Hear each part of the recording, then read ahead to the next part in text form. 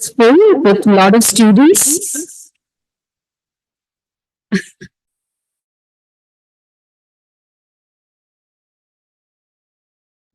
To so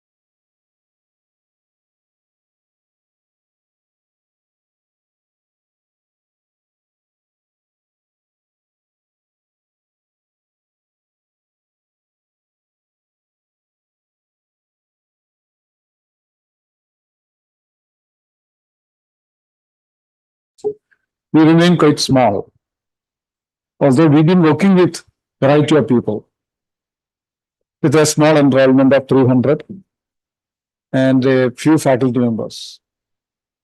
We plunged into very, very adventurous expansion from 4 to something like 60 plus master's degrees. Enrollment was from 300 to 5,000 postgraduate enrollment, but we also developed new undergraduate systems. One again responds to the problem India was facing. India has it, to its credit, India has demographic dividend, enormity of youth. But the question is employability, absorbing people into decent job was a challenge. So this plunged into that by introducing skill education programs.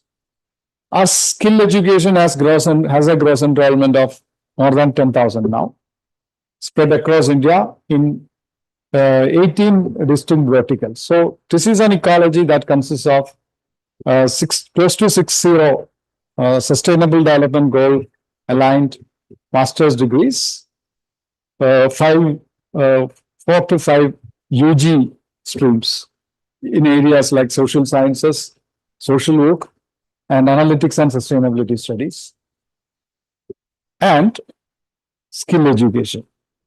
That apart, we do have doctoral programs in 8, 9 different distinct streams.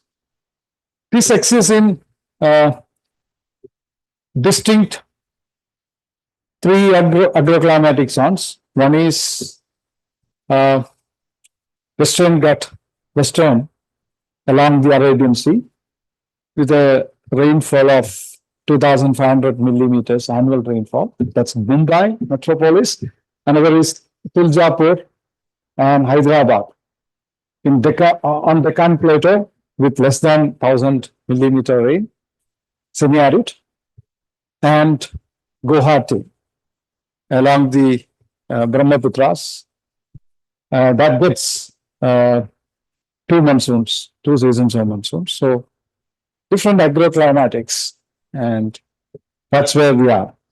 So we cordially welcome all MIT team to work with us, and you've been working with us, but more collaboration will be meaningful. Moreover, this session, the lecture on artificial intelligence, is going to be quite impactful because we are here to understand, absorb, and take away ideas from that. Once again, on behalf of TIS community, Vice Chancellor, and all stakeholders, and our guest today, Mr. Dr. Gangara, who is a senior bureaucrat with Ministry of Health and Government of India, and one of the fighters during COVID. He led the team from the front. So he was our chief guest for conferment of postgraduate degrees. And along with him, we have our Dean, Academic Affairs, Professor Das. So once again, on behalf of all stakeholders, I welcome you. Thank you.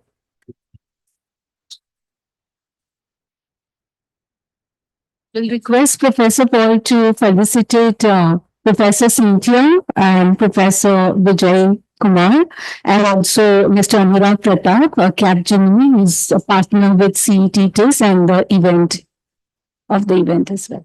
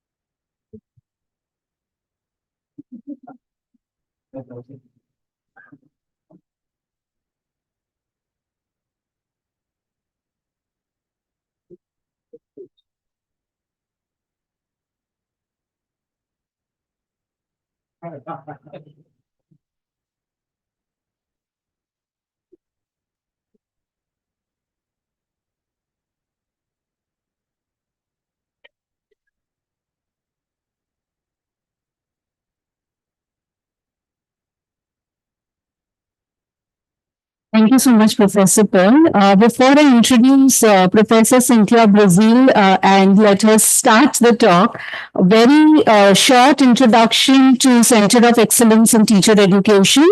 I see in audience there are a lot of people coming from outside and also other departments in TIS. So very short introduction about the center. It started in 2016. With the name CIAR, with a large field action project called CLICS, which was collaboration with MIT and Tata Trust. as a seeding partner, and it's called CETE, with Center of Excellence in Teacher Education recently.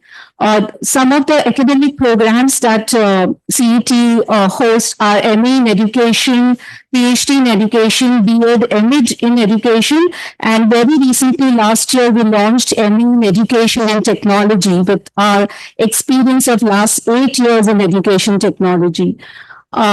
Research in different areas. We have about 6 research groups besides education technology. It's teacher development, it's peace in education, science and mathematics education, and many more.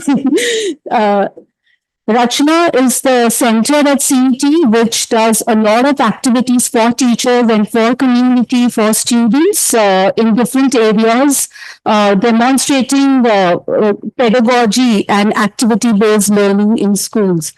Policy and advocacy also, we have been very instrumental in working with a lot of international organizations in bringing policy based on the research and evidence in education.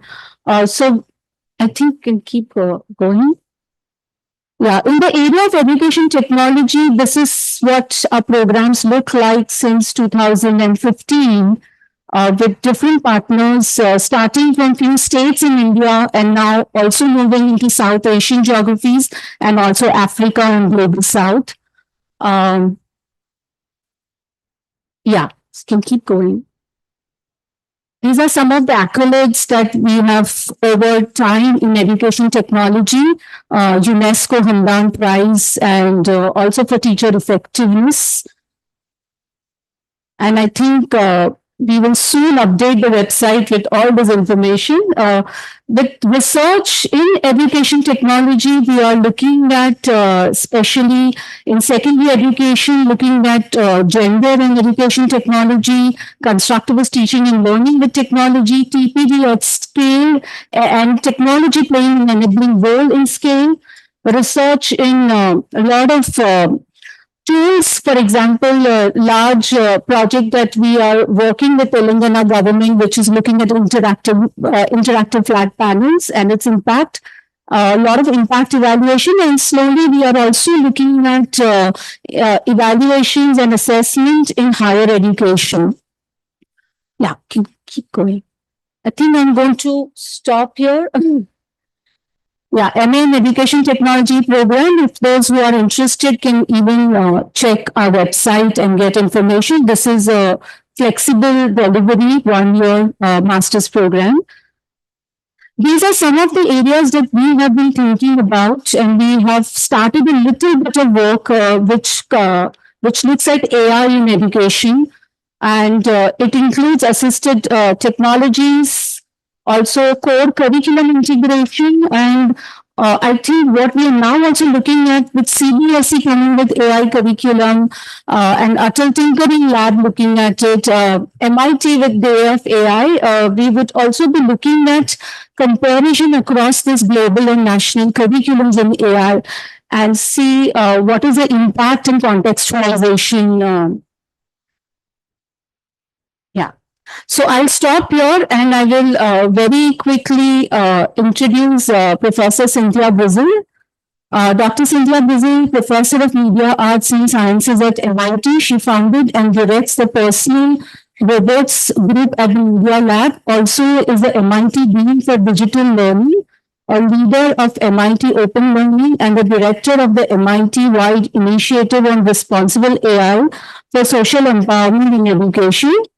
She's a founder and pioneer of the field of social robots and has applied this technology to the creation of personalized learning companions for early childhood education.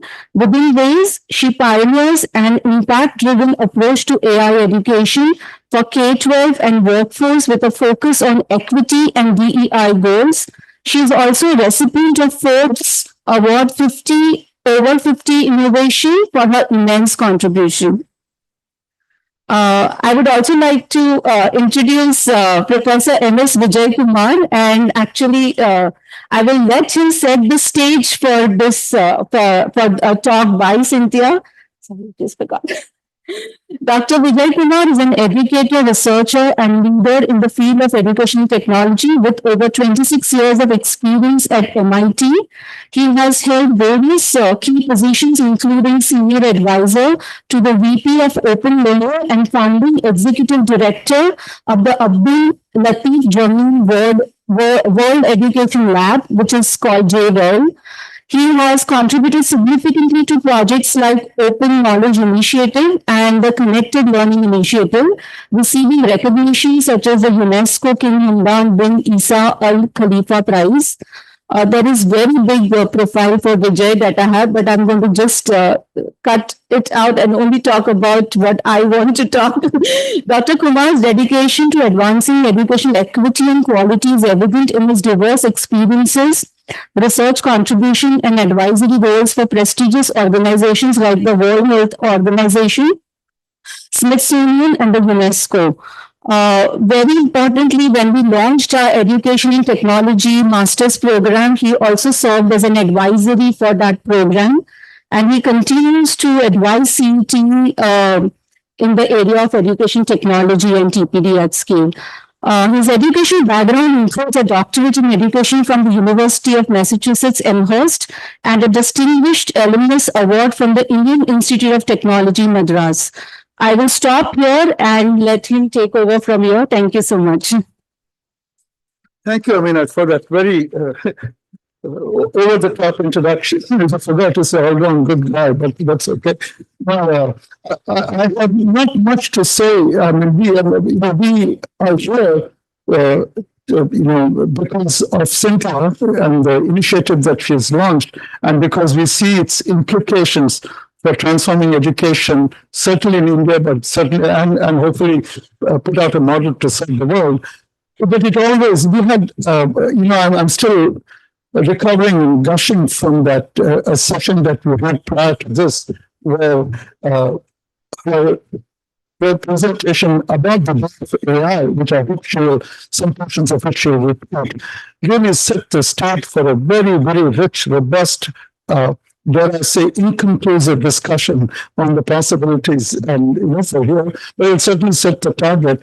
And having a person who's in the domain, who's an expert in the domain, and who thinks, often we have a talk about technology education where the entire focus is on technology. Right? But to have a person who has been committed to working with children, to changing how children learn through technology, through contemporary technology. And like she said, it's she had been talking about things like generative AI, things like social robotics before those tools became fashionable and now ubiquitous.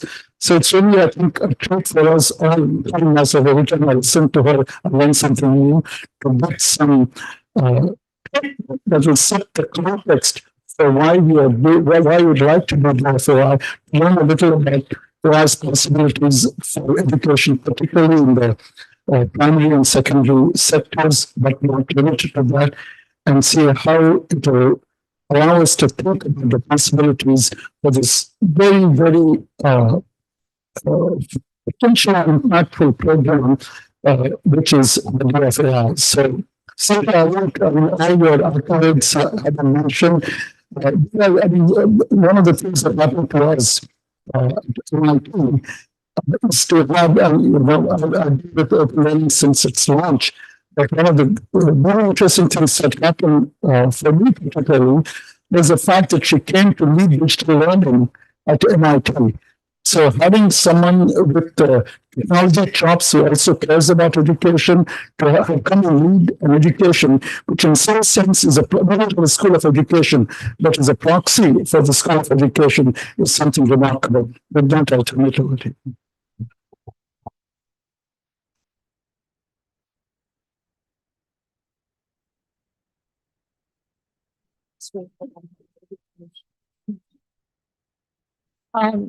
Which is going to take a minute's break. All those who are standing behind, there are a few empty spots to sit. You could come in the front, please.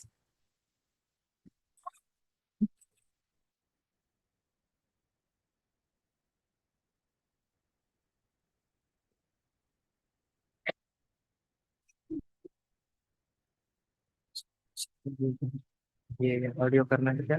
नहीं नहीं, इनका कुछ नहीं करना है, कुछ नहीं।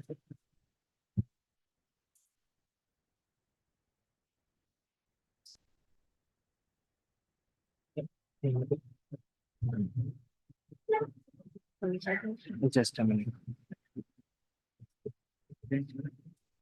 Yeah, you can start. Not a problem. Yeah.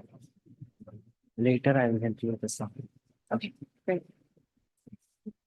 Well, hello, everyone. It is a real pleasure to be here. I want to extend my deep appreciation to Amina and her team for organizing this just really wonderful 2 days of activities for our MIT team to visit you here at TIS and the Center for Excellence in Teacher Education. And I also want to appreciate all of you coming. I understand this is a very busy week for you, so thank you for coming to this presentation versus all of the other things you could have gone to. It's quite a full house, so it's wonderful to see all of your faces here. So again, thank you so much for setting the stage with Amina and Vijay. I'm going to be talking about, of course, artificial intelligence and our vision, which is it really is for everyone. We know that the AI genie is now out of the bottle. It's affecting all of our lives. And we created the RAISE initiative to look at kind of multiple dimensions of the impact of AI on how we learn and on education itself. So in this presentation, I'm going to speak about my own research group at the Personal Robots Group, how we've been developing artificial intelligence to promote young children's learning, early literacy skills.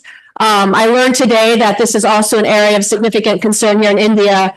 It is also a big area of concern in the United States around the ability for our children to be able to read at grade level and the role that AI could potentially play there. So learning AI that helps people learn. I have some kind of interesting takes on that I want to share with you. And then transitioning to building an AI literate society. So helping people learn about AI and not just learn about it, but in the constructionist condition where you can learn to make things. And in doing that, empowering people to shape the world with this powerful technology to work on meaningful solutions for meaningful communities that are near and dear to people's hearts. So, and then I'm going to end the talk with a little bit of where it could be going. We mentioned generative AI. Of course, that's kind of the technology of the day that is absolutely opening up new opportunities for thinking about the role of artificial intelligence and education, even now, new opportunities, new ways of thinking about this. So that's kind of a framing of my talk today. Of course, again, we just came from GPI where we announced Day of AI India, recognizing in every presentation how AI is in everything, is transforming everything. And because of this, it opens this question of how do we help, of course, prepare people in the workforce currently, as well as our young people, to be able to be successful and to be able to flourish and thrive in a world with increasingly intelligent technologies. We have seen, I'm sure you've read, many articles talking about the potential job disruption due to artificial intelligence. Of course, this is an old story in terms of the role of technology in disrupting tasks within jobs, making some jobs perhaps obsolete, but then creating new jobs. And, how do we prepare our young people for jobs that may not even exist today? Continues to be an interesting challenge and opportunity around artificial intelligence.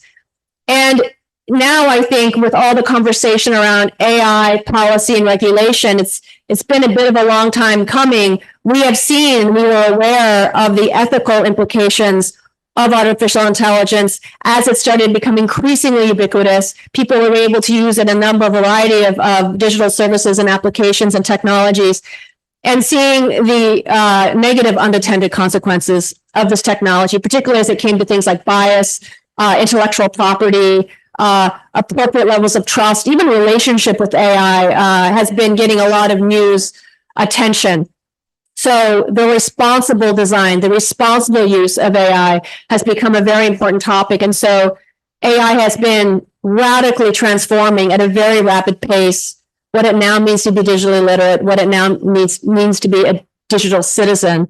And so that demands us to think about how do we rethink, reinvent, prepare, again, people of all ages for this reality that we live in right now. So I want to start the presentation again talking about innovative uses of artificial intelligence that helps people learn. I'm sure you've all been hearing about personalized learning systems and computer tutors. This is not a new area of inquiry. This has been a domain that people have been working on for decades. This is a little bit of a twist on that, though, because I will tell you that, Amina mentioned that my personal work is in an area of robotics called social robotics. When you think about like, what does that mean? Well, if you've seen the movie Star Wars with droids like R2-D2 and C-3PO, that's really kind of the kinds of technologies that I try to build in real life. So robots, intelligent personified AI systems that live with us, that are in our homes, hospitals, schools, collaborating with everyday citizens to help us achieve deeply personal, impactful goals, like to learn something new, to stay healthier, to manage our mental health and wellness, and so forth. So that is my area of expertise. That is what I do day in and day out.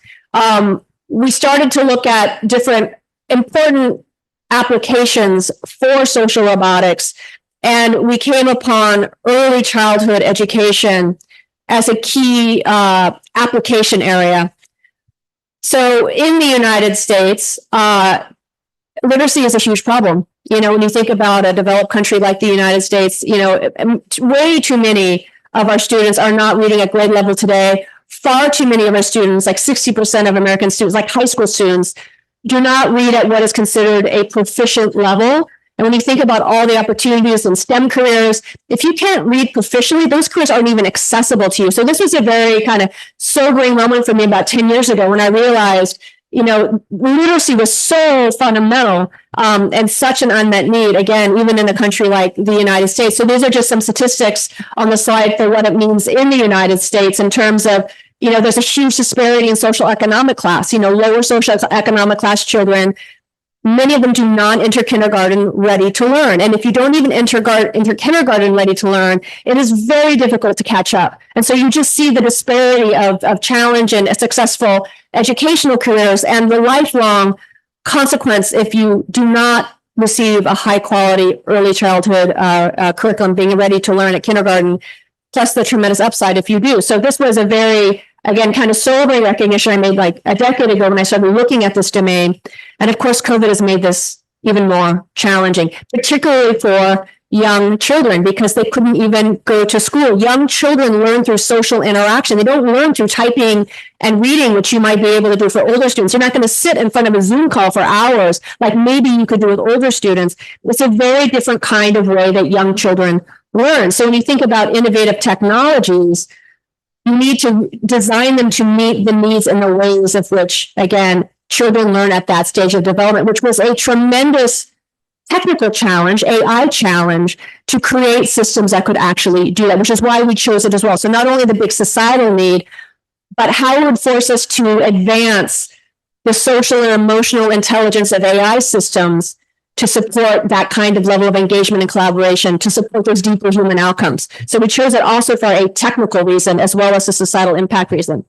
So one of the things that we do and take quite seriously when we go into at-risk communities, where children, again, are more at risk of not reading at grade level or not entering kindergarten ready to learn, we directly engage with the educators, teachers of those schools to co-design these technologies with them.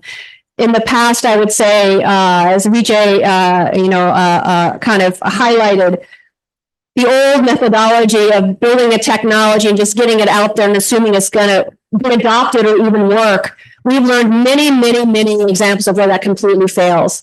So we do a lot of direct engagement with teachers, with students, working with them, prototyping, iterating, to really understand how do we need to design these systems that meet the actual needs of those teachers and students in those environments. So for us, in terms of a process, we're here at MIT and we do a lot of science and a lot of technical innovation, right? So we are both trying to do a lot of psychology, right? If you want to think about a psychology to understand the human side of how people are engaging and making sense of interacting with increasingly intelligent personified AI systems. That is a question to be understood from a human psychological standpoint. We also want to advance the science and technology, the computational science of how you create algorithms that can support how people learn with these kinds of technologies, or how people learn at different ages learn, period.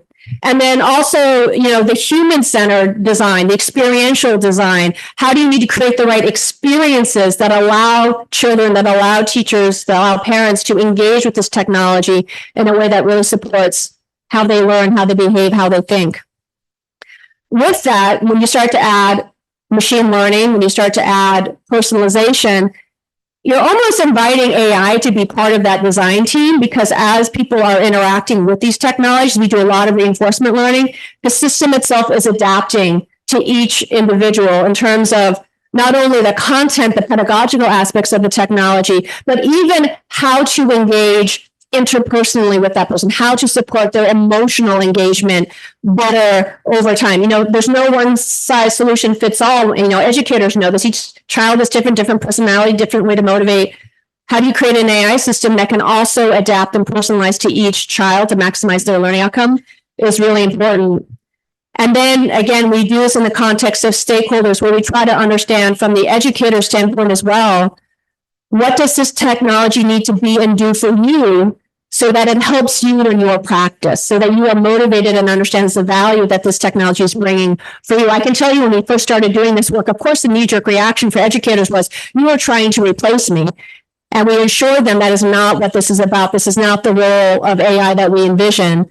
We see it as a technology that enhances and elevates the human practice, and deeply respecting and understanding learning is a fundamentally social endeavor. The last thing you want is to remove a child from the social learning environment and put them in front of an AI and just have them learn together. Like, that is not what you want to do. So deeply understanding that learning is a socially situated endeavor. It is also a profoundly social emotional endeavor. It's not just purely cognitive. And so you'll see some videos about that as well. So the concept we came out with was this robot. We build social robots.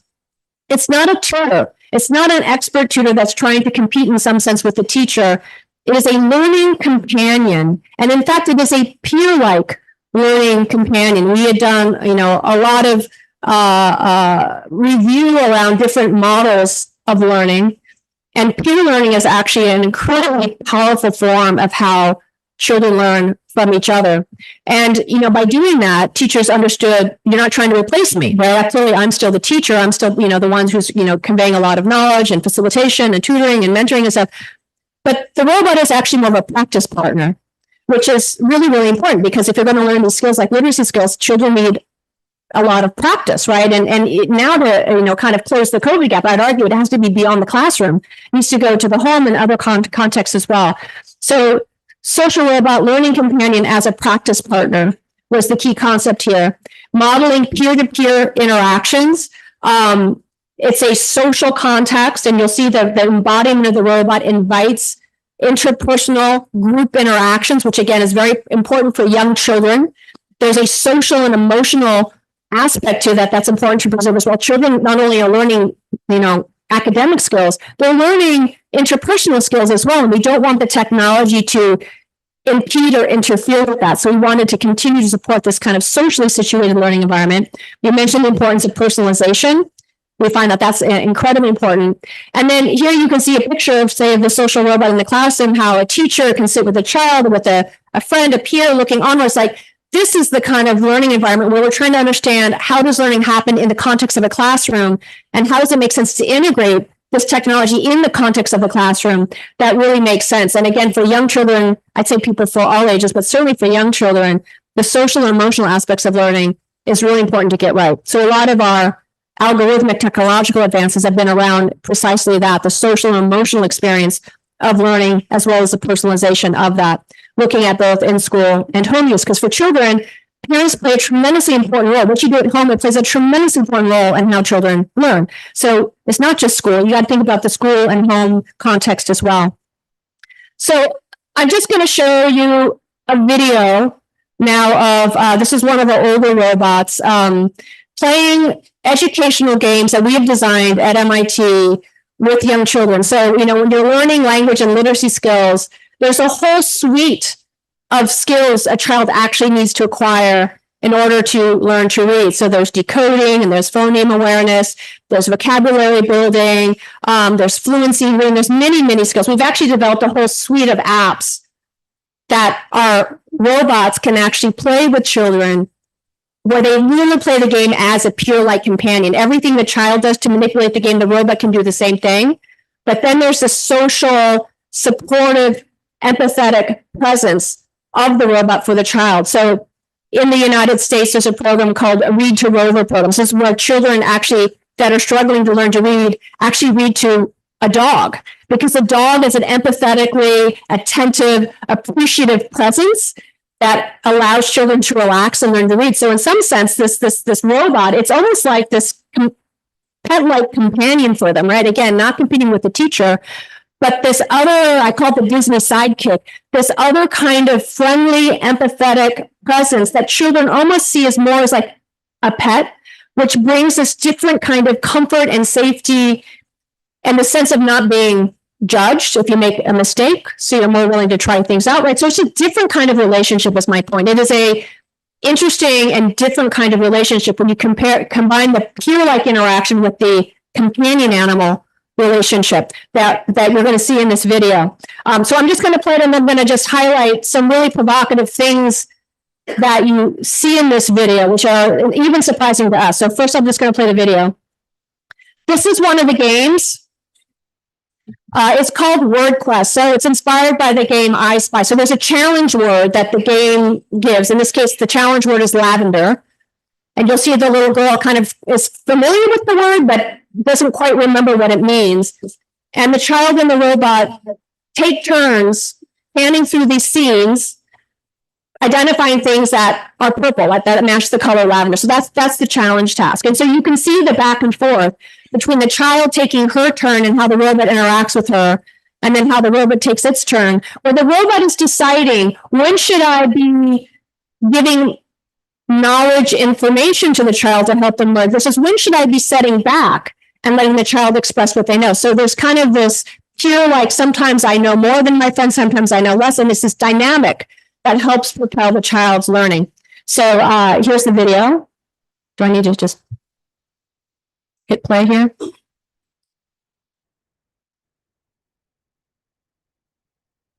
Okay, we need sound.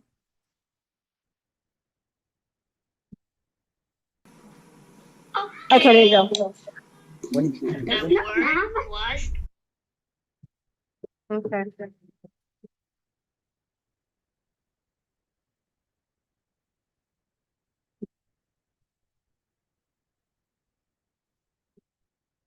lavender. Hit play.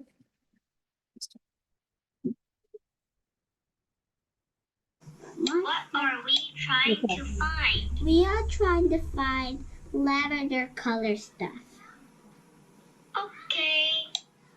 That's The not word was lavender. Yes. And what is lavender though?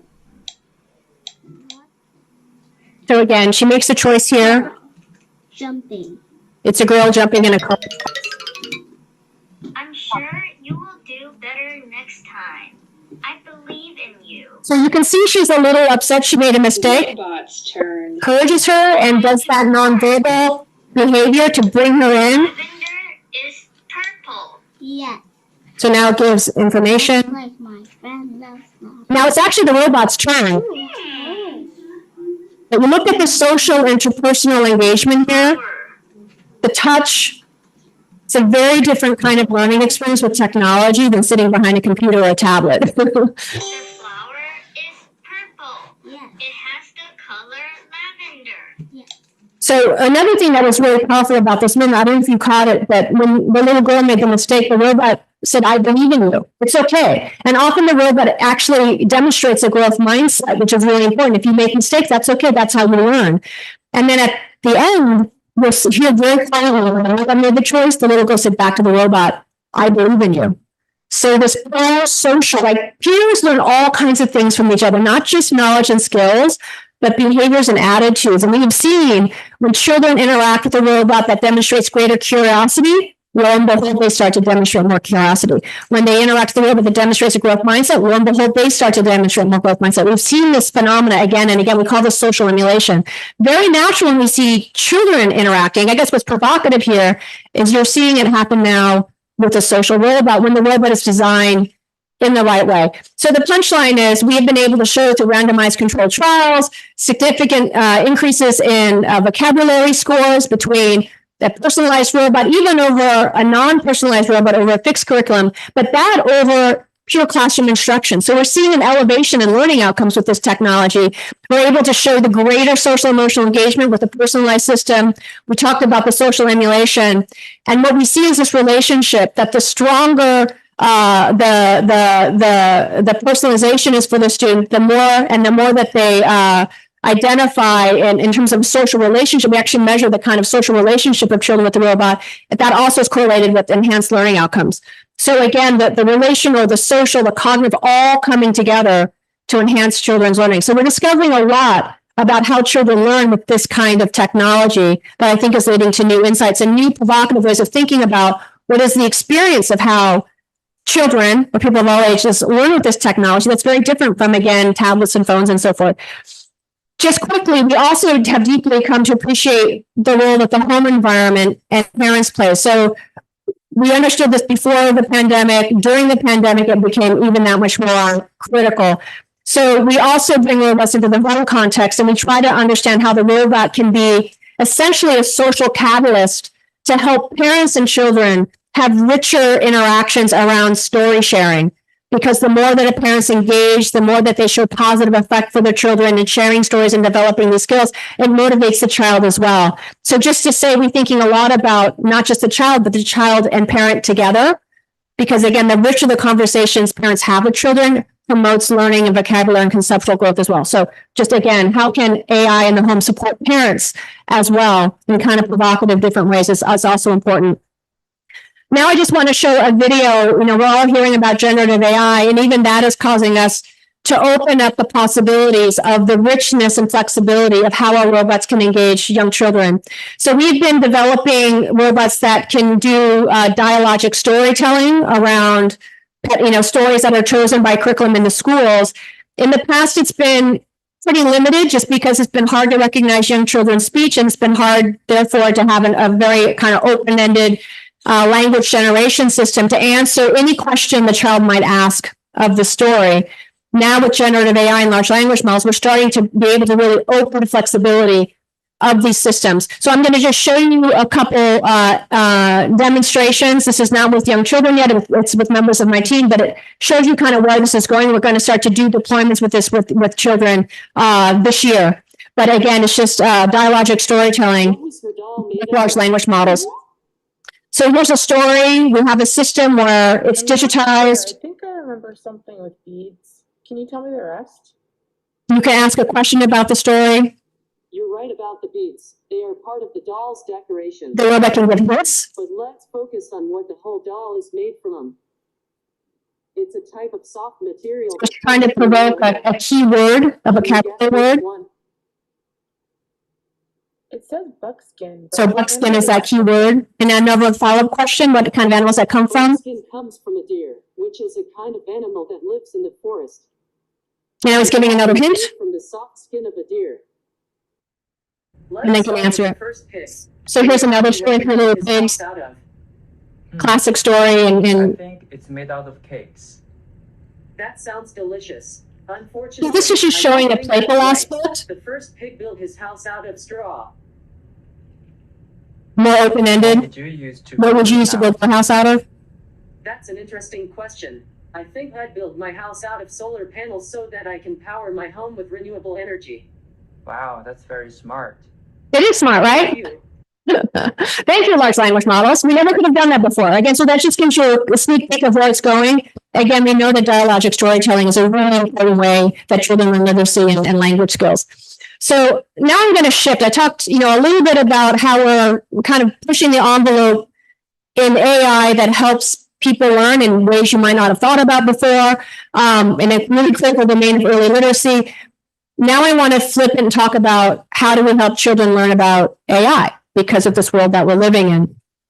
So I mentioned we founded an initiative called Raise. The reason why I became so passionate about this topic is, of course, you can see our lab is creating these social robots. They're influencing how children think and learn. You saw through the social emulation, they can shape attitudes and like deep behaviors. We were hearing all the concern about social media and the negative consequence of AI on children's mental health. And we're like, oh my God, it's like people have no idea how this stuff works. We need to help build an AI literate society so people can use this technology responsibly. That was really the impetus. We were feeling it in our own work. We were trying to apply AI to help benefit people, but we could see the harm it was doing, right? So that's really kind of from a very personal place why we formed the RAISE initiative.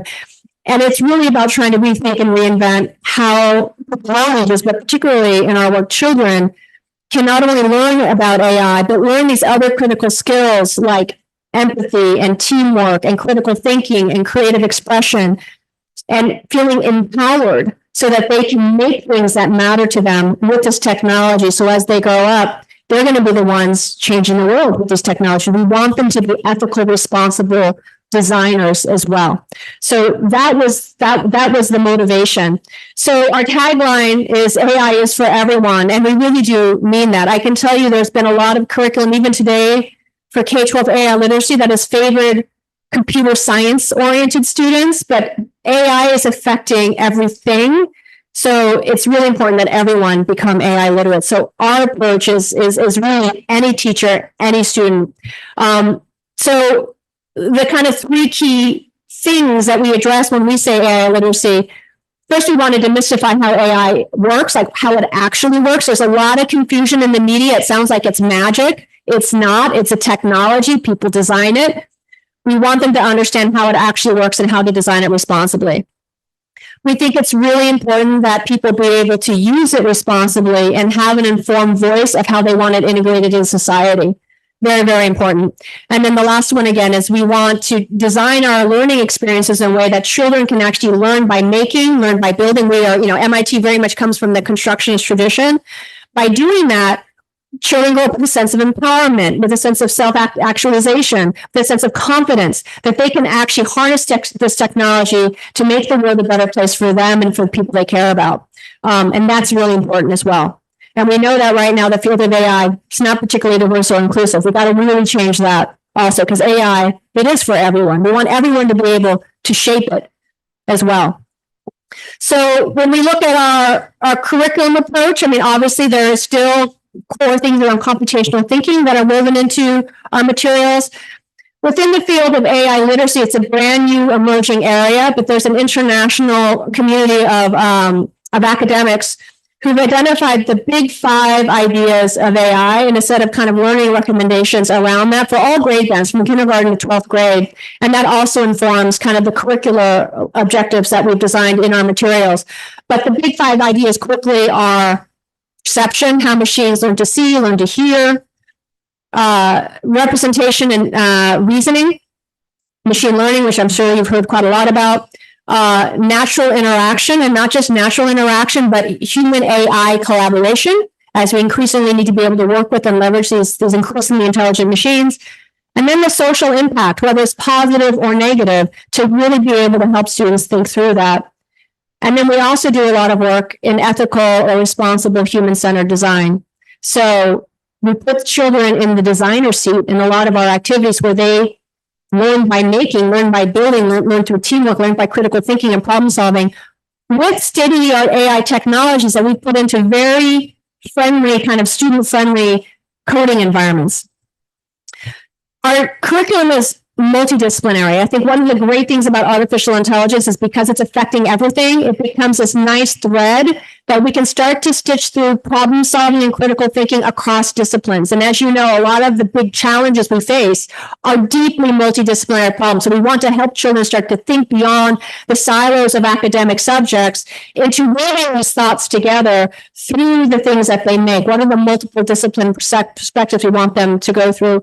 It's a very experiential curriculum. They learn, we of course teach them concepts and knowledge, but then they get to experience it, and they get to think about the societal implications of it, and then they get to make things with it. So all of our curriculum kind of goes through this cycle. We are a big believer in what we call computational action. So this goes beyond project-based learning to say, these tools, these AI tools are getting to the point where everybody can use them, right? They're becoming that accessible.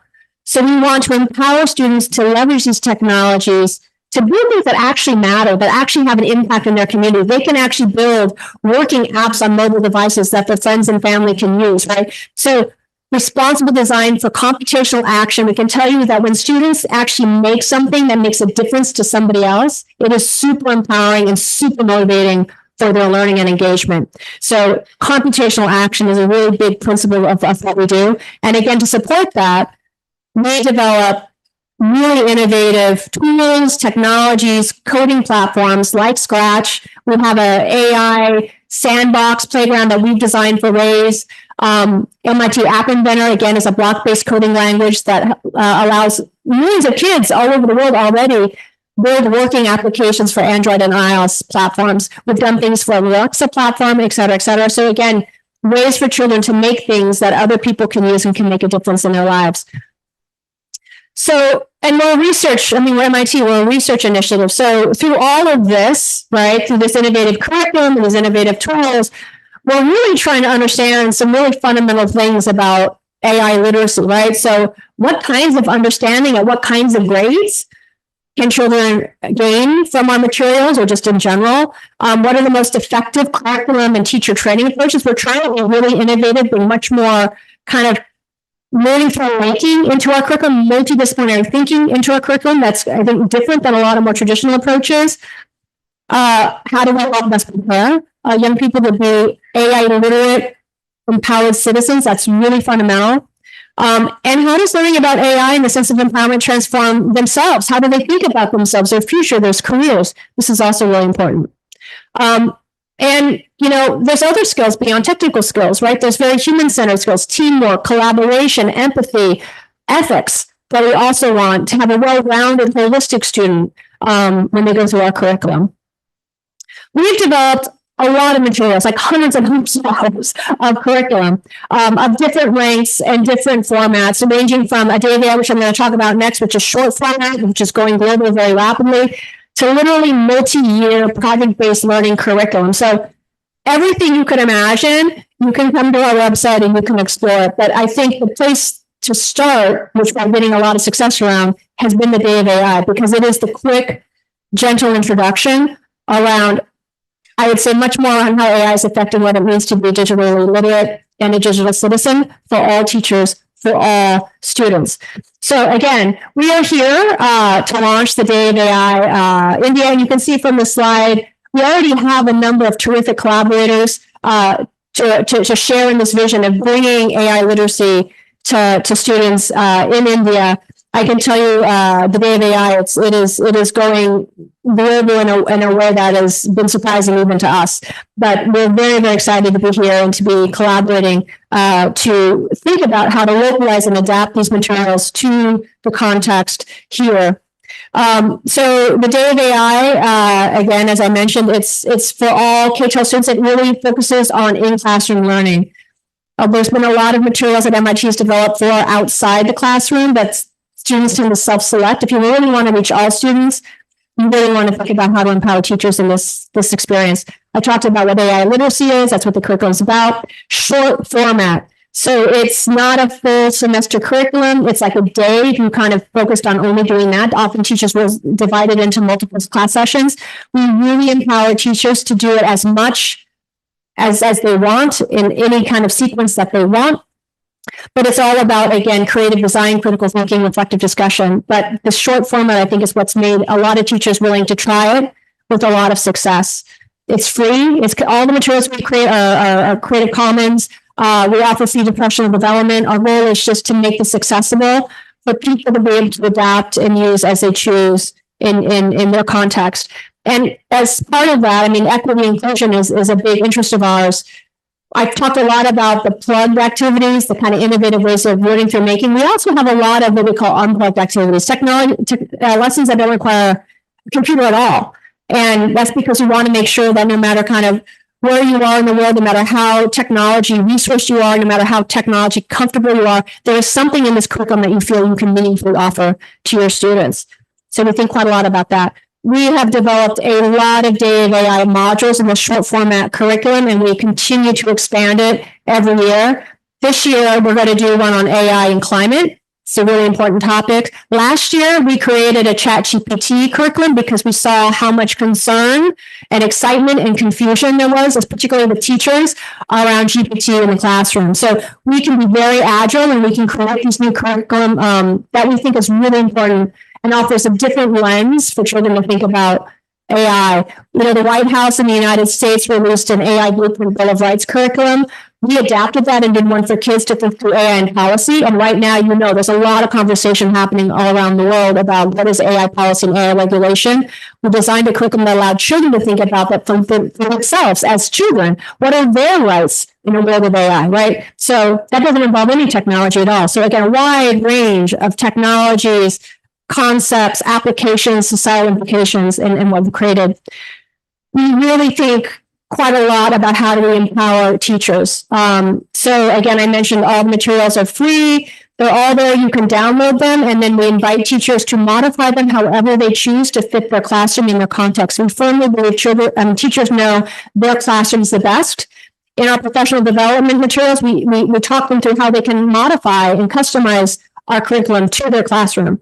And we want to scale this program. We have a Train the Trainers program, which is what we're going to be implementing in India, for instance. So this is how we try to hit scale, as well as empower, again, people who are in a culturally relevant context to develop this material so it makes sense for these communities.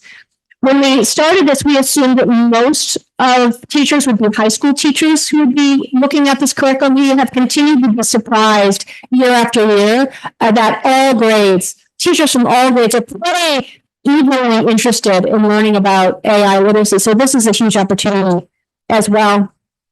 We offer a day of celebration, and I think this is also really important. We saw these amazing demos of the students have done. I think the more you celebrate and shine a light on their creativity and what they're able to do with these technologies is always important. So our Day of AI, we name a date every year. It's really a day of celebration where teachers and students can post what they've done. So you can see a thing on social media. People from all over the world post on the Day of AI. And then, for us, as I mentioned, we do our special events in the Boston area. There's an actual like a room that's a simulation of the Senate floor in the United States in Boston.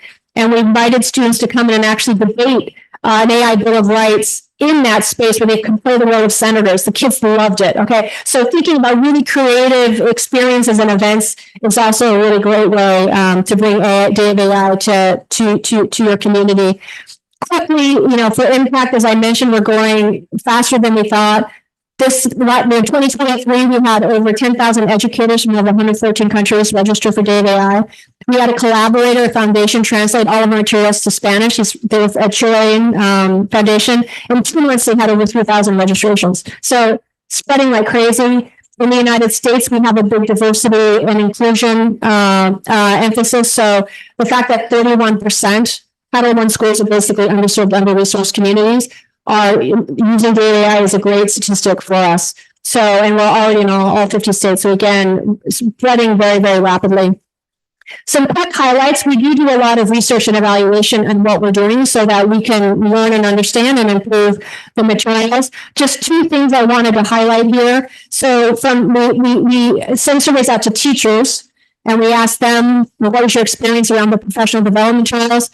A lot of them talk about how they learned a lot about AI literacy. So thinking about just breaking in AI literacy as part of professional development is really important, and teachers find that very, very valuable to them.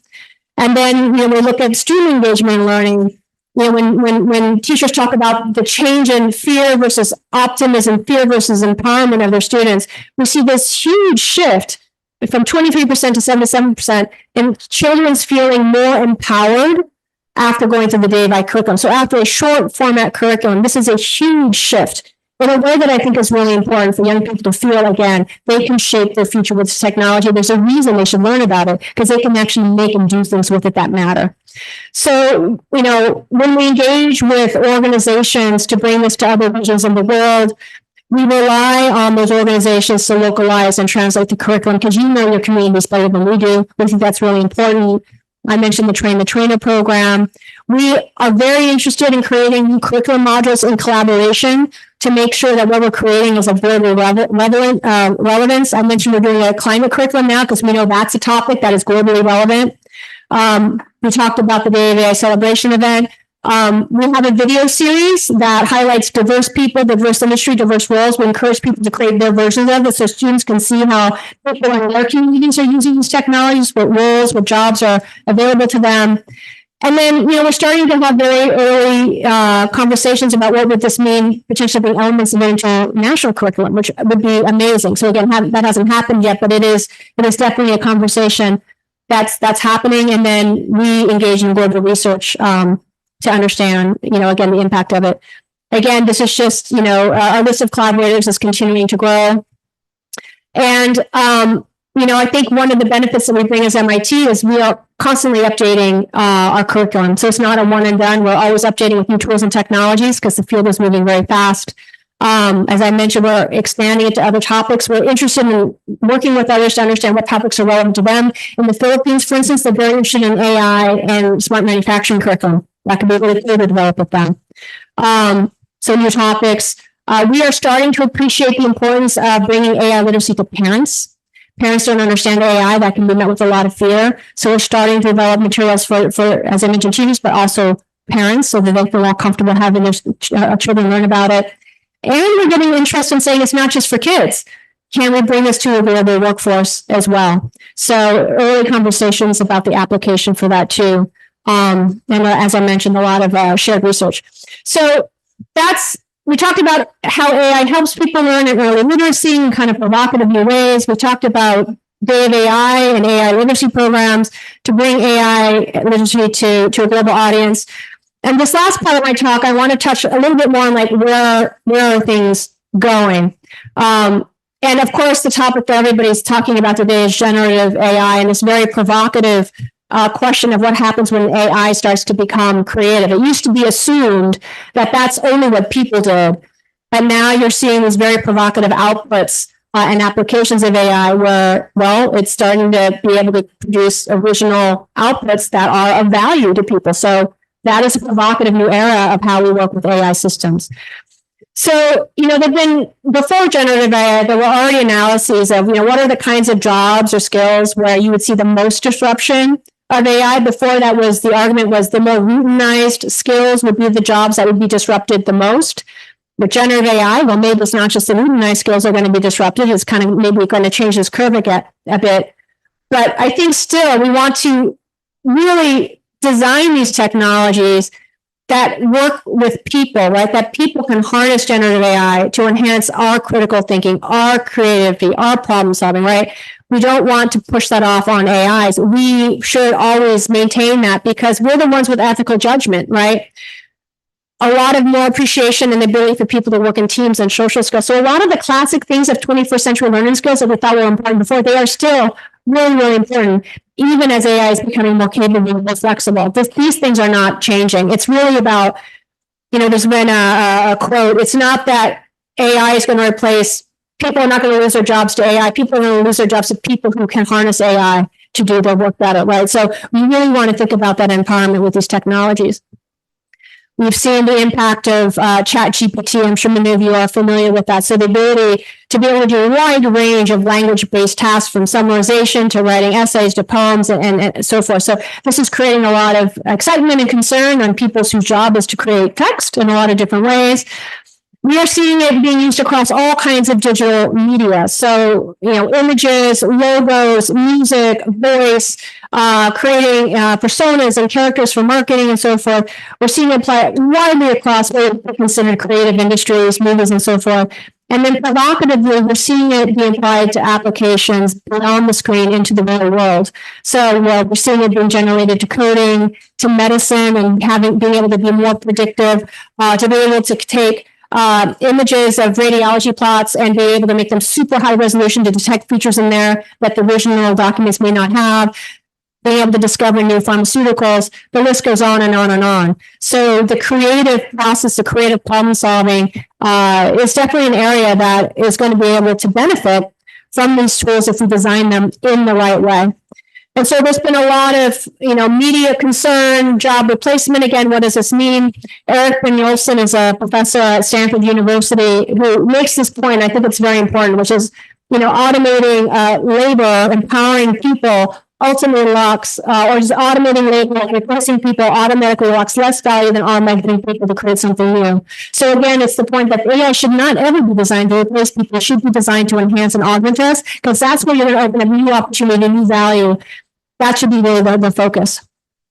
So, there's a lot of challenges and limitations even still with generative AI. We've seen examples where it hallucinates. Part of the inherent aspect of these algorithms is they are generating things. They're trying to create something new. Sometimes they just make stuff up that's wrong, right? And so in an educational context, this is a problem, right? So how do you audit these systems? How do you know if they're being correct, right? Sometimes they just do really inappropriate things. They're trained on data sets that have bias in them. They could be, producing outputs that are not appropriate for students. That's another big concern. And then, we're seeing examples of like AI personas that people like fall in love with, like have just inappropriate relationships with. So how do you need to think about the ethical and societal implications when these systems are being portrayed as increasingly human-like when they're not human? They're nothing like a human being. But it's very seductive for people to be lured into thinking them as such. And so again, AI literacy is so important for people to understand that. All right, so how might we think, like looking ahead, how might generative AI change the future of education? So here I really want to focus on a story of empowerment and of computational action, because I think this is a huge opportunity for us to think about moving forward. So, we're seeing this emergence of this new change in being able to generate code through generative AI systems. We've also seen the innovation of block-based coding languages or no-code platforms to really democratize the creation of apps. So, of course, we know there's many countries that are mobile-first technological nation. So this is particularly relevant for countries where most people have a mobile device, but not necessarily a laptop. So combining these could open up huge opportunities for the information economy in terms of mobile app development, leveraging generative AI technologies. MIT App Inventor, as I mentioned, is a tool that we have developed at MIT. Hal Abelson is the leader of that group. Millions of people already use this platform. It's free. It is bringing the simplicity of block-based coding that allows people to make actual working apps. So over 84 million apps have been created using App Inventor. So this is a huge platform. And we are starting to bring advanced AI capabilities into this platform. So when we talk about democratizing app creation, it can go even further when we think about bringing generative AI into that. So, this first story is, again, a very concrete one about computational action, which is that anyone could create apps with global impact, where young people can address authentic challenge and solutions that can affect, again, real people they care about.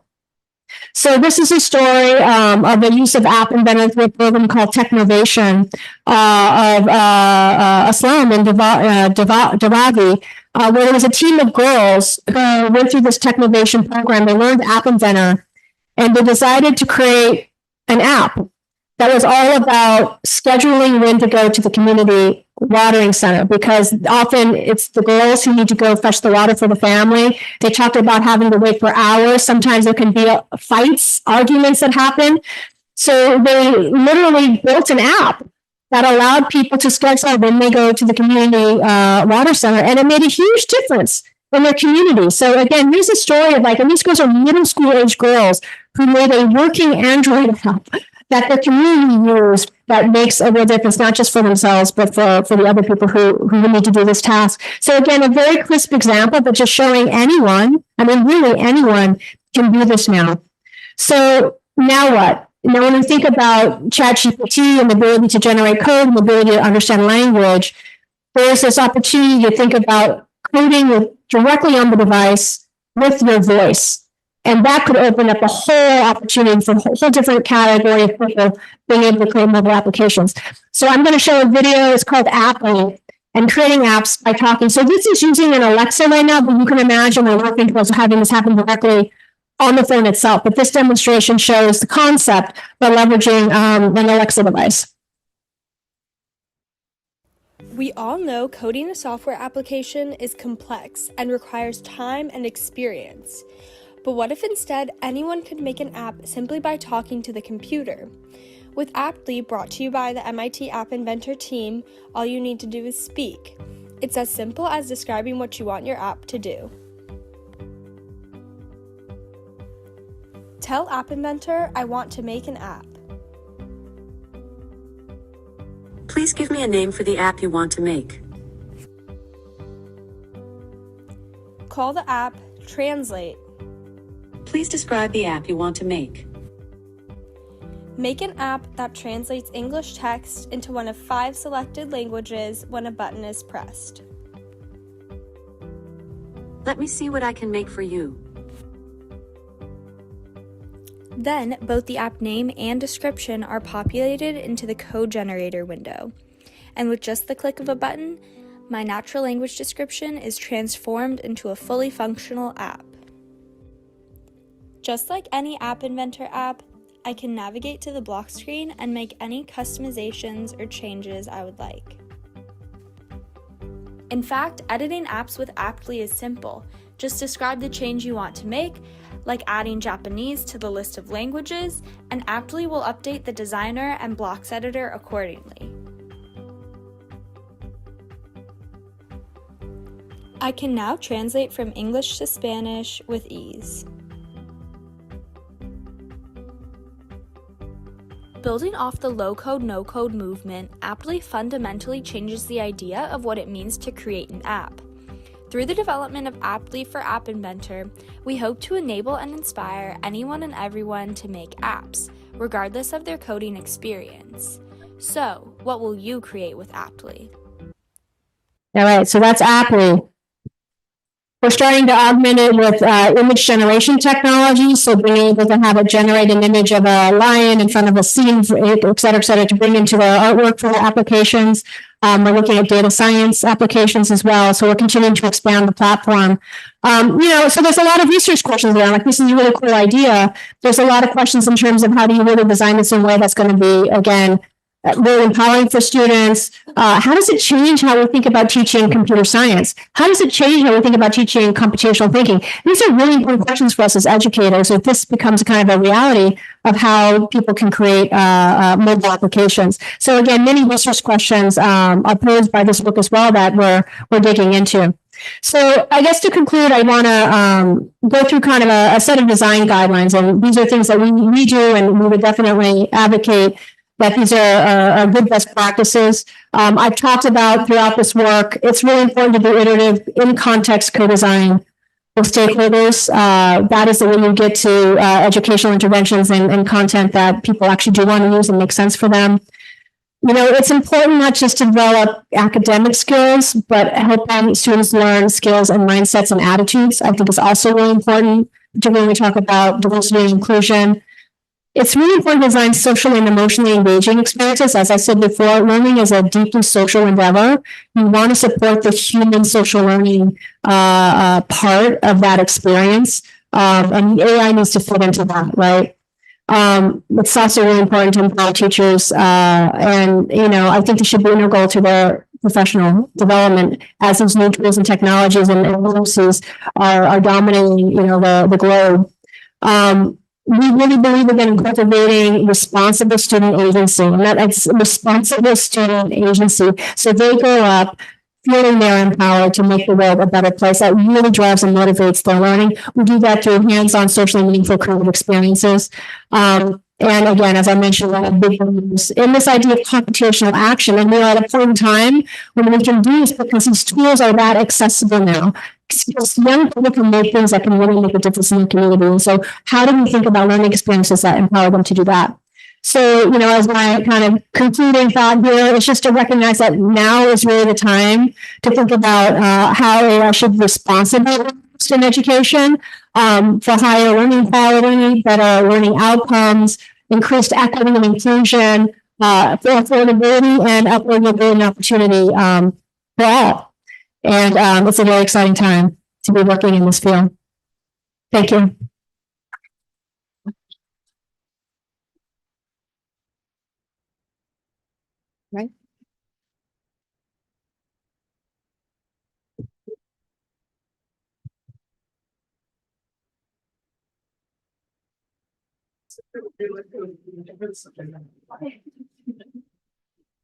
All right.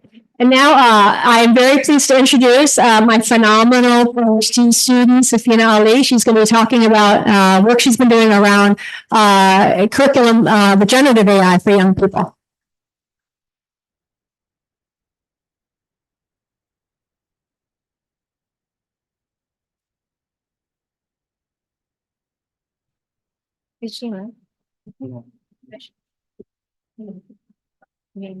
I should also mention that Safina and Hannah are going to be doing a teacher training workshop tomorrow.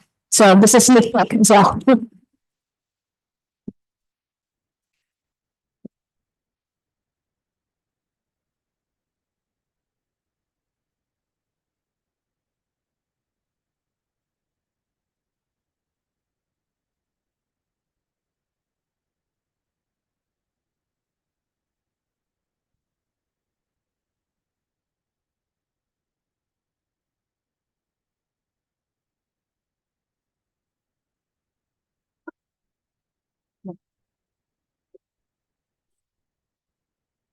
All right. Hello, everyone. My name is Safina. I am a PhD student in the Personal Robots group at MIT Media Lab. I am also an educator, also an artist. Before I start, I just want to say this is so cool. I always wanted to be here. So I'm like so excited right now. And the work that you all do, it's so impactful. At college in India also, we all used to look up to the kind of work that comes out of this a lot. So you're all doing great work. Thank you so much. But my work is about making creative AI accessible. So I think that we as humans have always created, like we've created with our communities, we create every single day, we problem solve, like you're creative when you plan out your commute to work.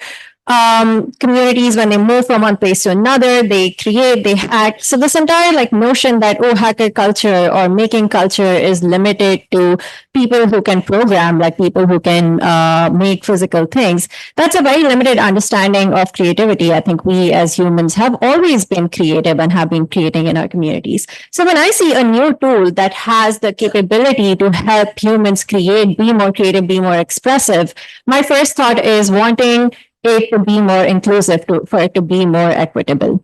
So one way I do that is developing some of the curricula that Cynthia spoke about. So I work on K-12 AI literacy curriculum, sometimes also going beyond K-12 into professional literacy. Some examples of that is creating AI for K-12. I'm sorry, that's a little small, but I'll be reading it out.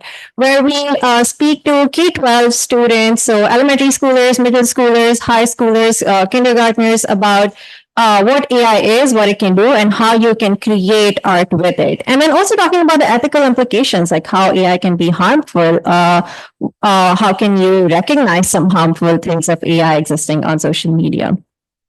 I also have created the ChatGPT in schools curriculum that Cynthia spoke about a little bit, where students learn about what large language models are, how they can be used in schools, how they can be misused in schools, and they also discuss policies around using ChatGPT in school. I have developed the developing AI literacy curriculum where students learn the technical concepts of algorithms. Can machines be created where they work with different machines to create media? We also do Gen AI professional development because we believe that AI is not just a computer science subdiscipline and not just a technical concept, but a socio-technical concept, and it's relevant to so many professions, even outside of computer science. So we engage professions in coming from different fields of work, so creative fields, education fields, and help them learn about AI. And finally, generative AI for educators, which is, so Prerna, who's here, have developed this curriculum where we work with educators and empower them to use AI in their classrooms. So you might be noticing that there's some common threads here. The word like creative appears a few times, like ChatGPT, generative AI.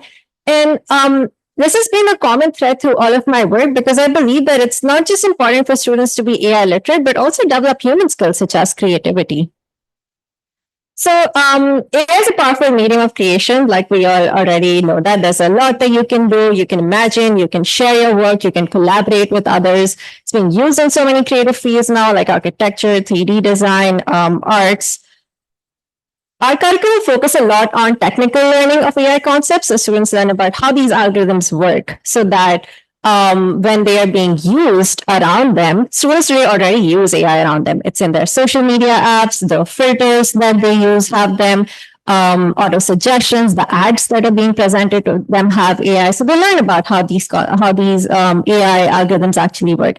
Then they create with AI. So here are some examples of creative storybooks that middle schoolers and high schoolers have been making using AI, and they've been publishing these books to share with their peers. Here's another example of them. Sorry, the text is like not super visible, but they've been creating portraits and dreams that they have for themselves and their worlds and sharing these narratives with others using AI. We also talk a lot about ethics, like what does it mean to generate deep fakes, or how can it be used for malicious purposes, so that when they see these things on social media around them, they're able to recognize these ethical implications. AI is oftentimes very, very incorrect and sometimes harmful. We've seen a lot of bias against races, against genders. So there's an example over there, which was a translation algorithm that was translating from Hindi, which is like chikitsak hai, which is I mean, you know, but it's a gender neutral word that could have been translated to he or she, but here they chose to translate it to he. And a lot of these biases come in from the data sets that are super biased. On the bottom right is an example of a generative AI algorithm that upscales images. And this is being used a lot, actually. This is being used in medical applications, farming applications like upscaling. And here on the left, anyone recognize who that is? Yeah, so it's Obama, and on the right is clearly not Obama, and that's because a lot of these data sets were formed of middle-aged Caucasian men, and it led to a result like that. And why it's important for students to learn about these implications and AI being imperfect is that when they use these applications in their real life, like when they're looking at social media filters and they're wondering why it changes their skin color, why it changes their features, like they know where that's coming from. And in the future, these are the creators of AI that we're making, and they know how to responsibly create it. Sorry. Oh, I think. Let me out.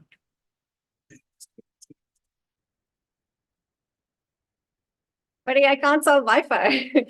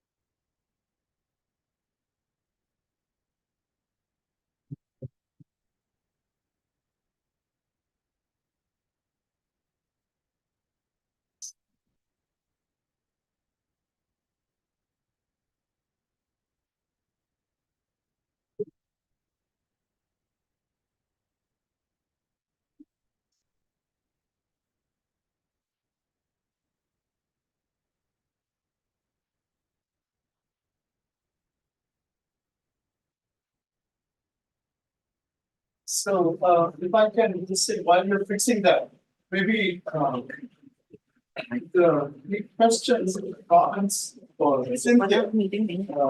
Yes, I think I see a couple of hands.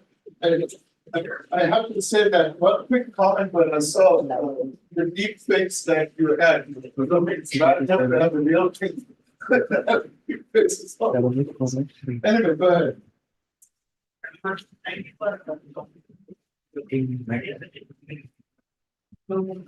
I say right why we bring in AI to education? There is a ratio of people who being through the layer and also educate at the end of the day, after you go to university or work, you can't rely always on AI. So what are the measures what are the strategies or measures are you taking to combat those issues? And also, is it going to be phased out? AI is going to be phased out at the end of your education or any other strategy?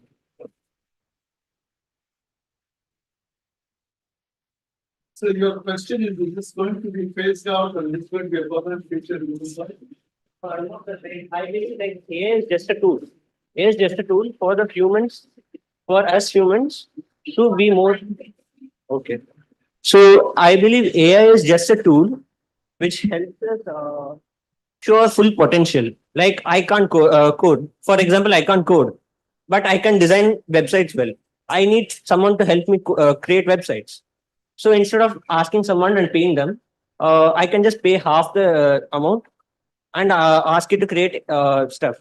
But here, if we have a AI teacher, at the end, will they become too reliant on AI? Is what I'm asking.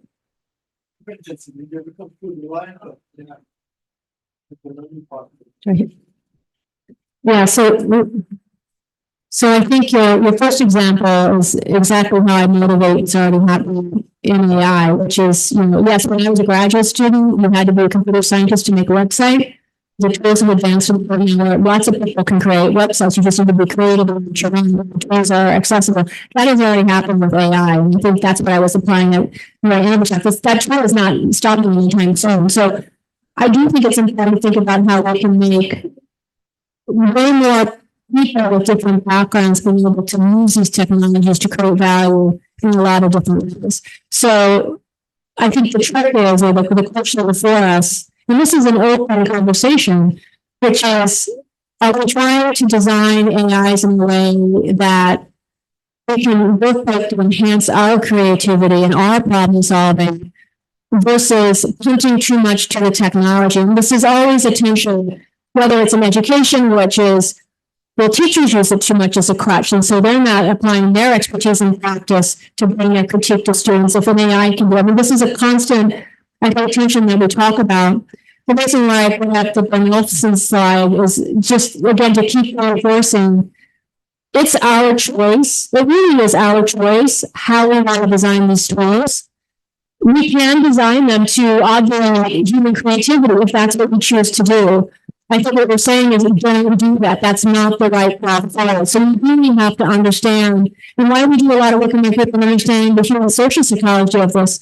We need to understand how to design these tools and technologies that really dovetail with how humans think and how humans create and how humans understand.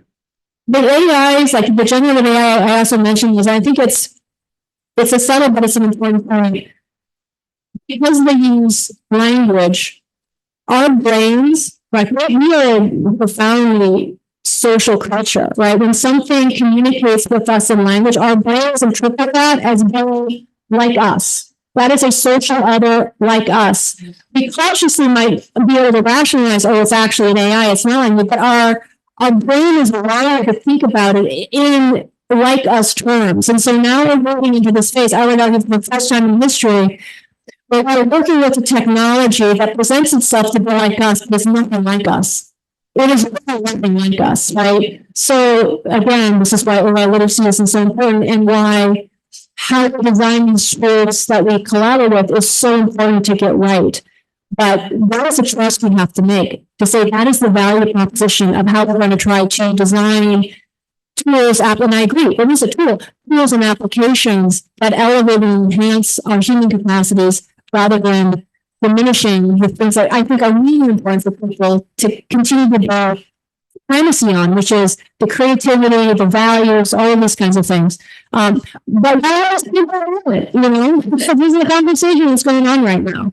So I think how we educate our young people is also very important to set up an expectation that AI is a tool that empowers me. It's not something that's going to replace me. In fact, I can make these tools to show you that I can make it so it enhances what I do. I think it's very important. Yeah, I am back up. That was a cool question, Ray. Thank you for your question. So I was talking about teaching kids about ethical implications of AI and why it's important, because we already have AI applications like visual recognition, social media, so many of these things that they're already actively using, even if they're not creating, and they need to know when those things go wrong, what is happening behind the hood and how that can be fixed. Earlier in a teacher workshop that we were doing, students were really trying to create movie posters of Barbie. And every time they tried to do that, it put Ken in the driving seat. And it was this like really interesting moment of where the student was trying really hard to have like Barbie in the driving seat. And every time she used AI to create these, it would never have Barbie in the driving seat. And it was just an example of gender-based bias that she got to witness in real time. AI is often also very wrong. Here you can see on a very basic math problem, AI is doing incorrectly. This is ChatGPT. And this is very important to know because earlier this year, we saw doctors put in patient information inside ChatGPT to generate diagnosis that led to like a HIPAA violation. Then we saw lawyers generate legal reports using ChatGPT. And I don't think that is that's on them because they're using tools that are available to them, but that's on the creators of these tools as well as educators that did not let people know before rolling out this tool so that act so confident in generating these responses that it can often be very incorrect. And sometimes these inaccuracies are also harmful and come out of stereotypes. We also conduct a lot of teacher training workshops around these curriculums, as you know, like teaching teachers these materials and working with them to develop these materials are equally as important as teaching the students.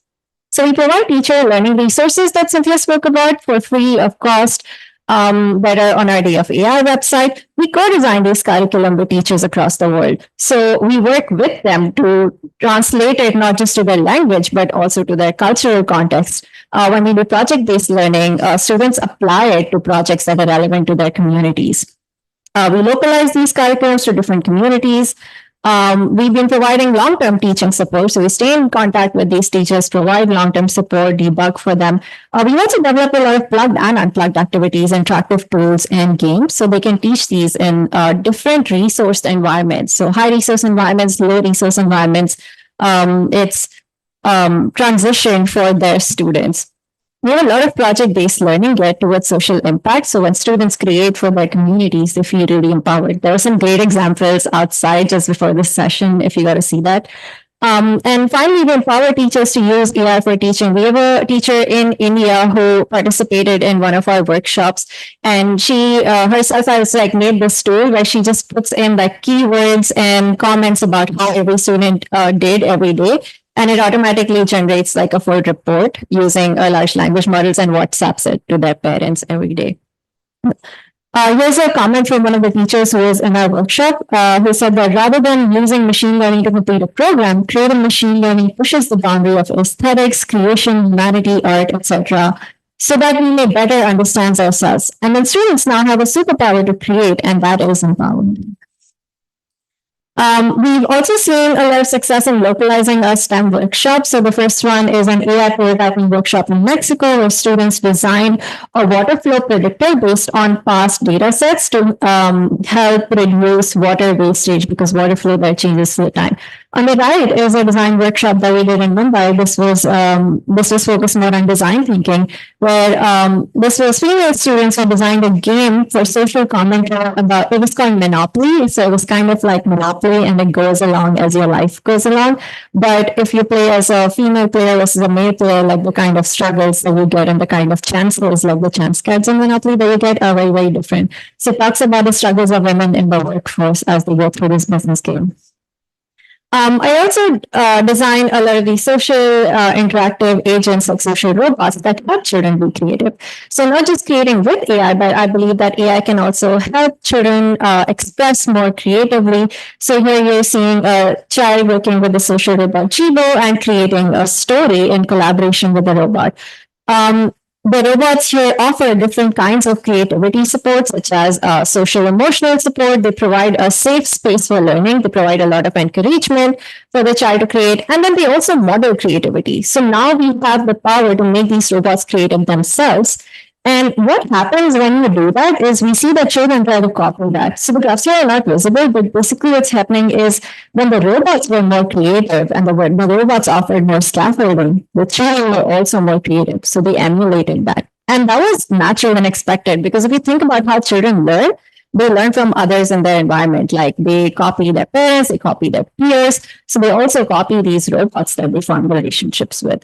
This happened for verbal creativity, for figure creativity, so drawing, for constructional creativity, when the robot was more social, offered more creativity scaffolding.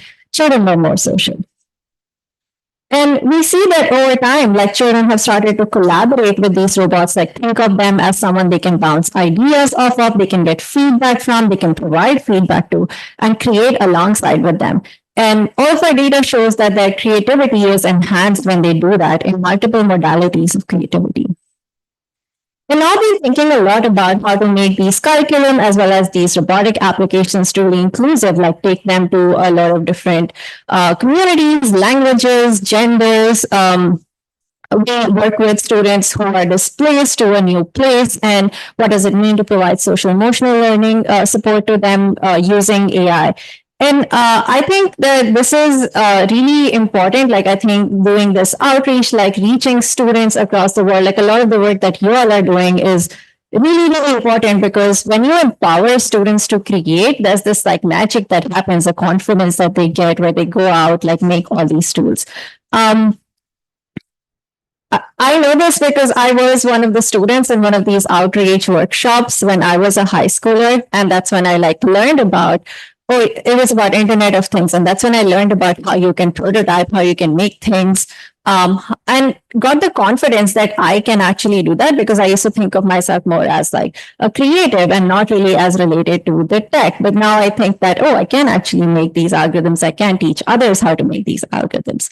So my last call to action is, let's all come together to empower the next generation of creators. Thank you so much.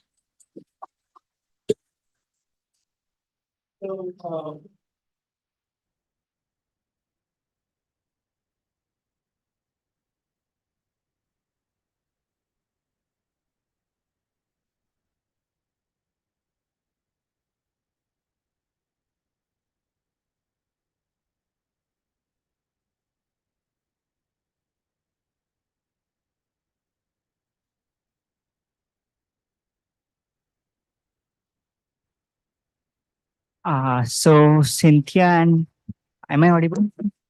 So Cynthia and Safina, you both rightly mentioned that AI is currently biased and it is widely reported so. So my personal opinion or my question is, if AI is biased and the way it perpetuates and not just perpetuates, it intensifies inequality or it intensifies oppression or suppression of some races or some genders, how correct or how moral is, from a human perspective, to proceed with such technology without first correcting the biases?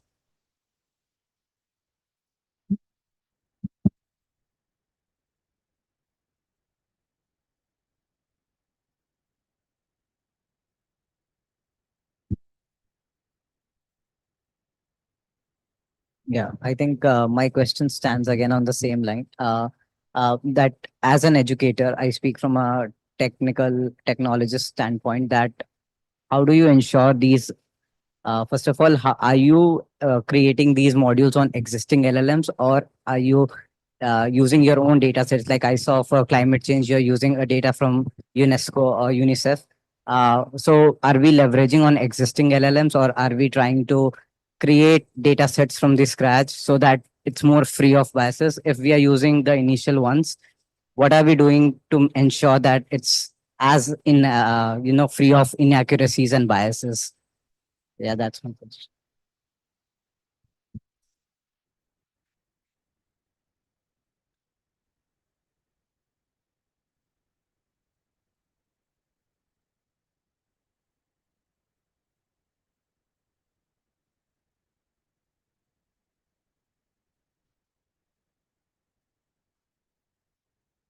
Sir, ma'am, sorry. I wanted to know, like, what are the career options for non-STEM students, like with AI, that we can build career, which is like art student and everything. And the second thing is, like, could you even share some softwares, like you said, Apply, without you telling, I don't know that such a software existed. Some free resources related to that. And the third thing I wanted to ask, won't the children be bored of so much of AI? Because I have it mobile phone. After a point of time, matlab, it's at the end of the day a machine. So this was just a question.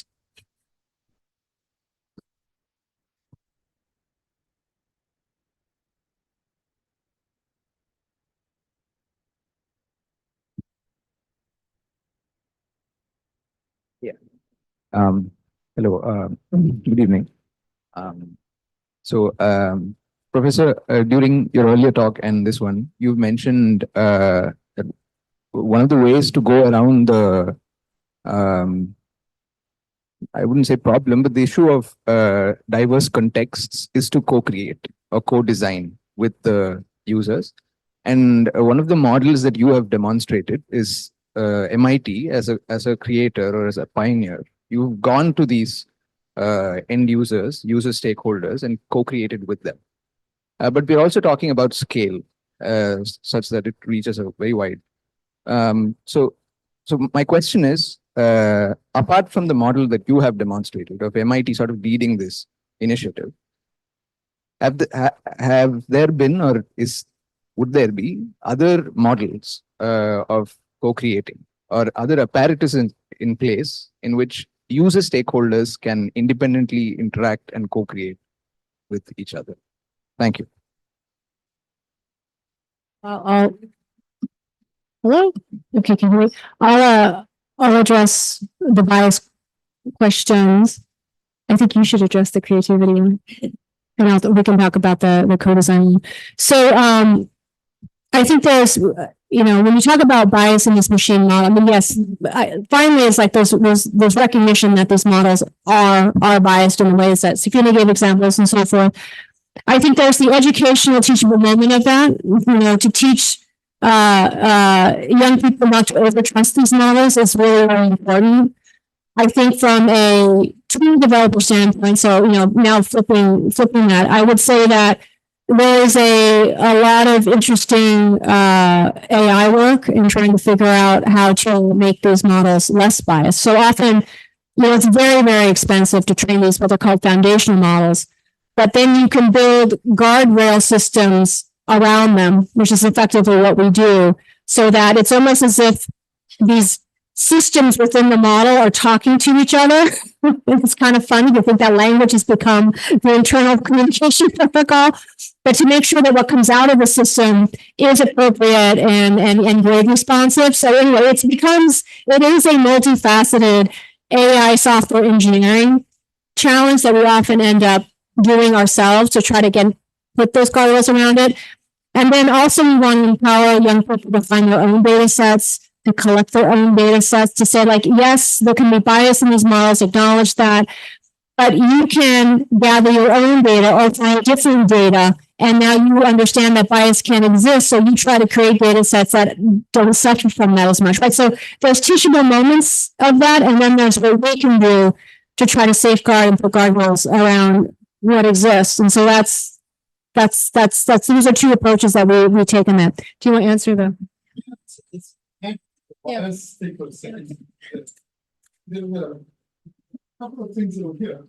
One of the things, she pointed out a lot of the things being aware of the bias, part of the bias, part of the whole responsible